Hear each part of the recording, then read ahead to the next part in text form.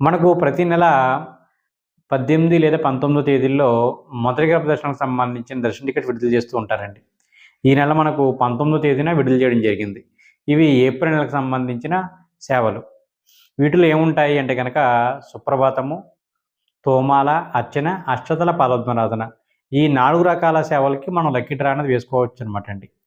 మీరు డౌట్ ఏమడుగుతారంటే ఈ 4 సేవలకి వేటికి అవే లక్కీ డ్రాలో రిజిస్ట్రేషన్ చేసుకోవాలా? లేదా అన్ని సేవలు ఒకేసారి పెట్టుకోవచ్చా అని డౌట్ వస్తుంది. మనం అన్ని సేవలకి ఒకేసారి సెలెక్ట్ చేసుకోవచ్చండి.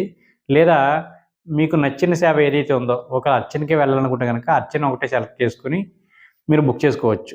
ఇంకా కావాలనుకుంటే కనుక మీరు అర్చనలోనే 4 వారాల్లో ఏదో ఒక వారమే సెలెక్ట్ చేసుకోవాలనుకున్నారనుకోండి, ఆ ఒక్క వారమే కూడా మీరు సెలెక్ట్ చేసుకోవచ్చు అనమాట అండి.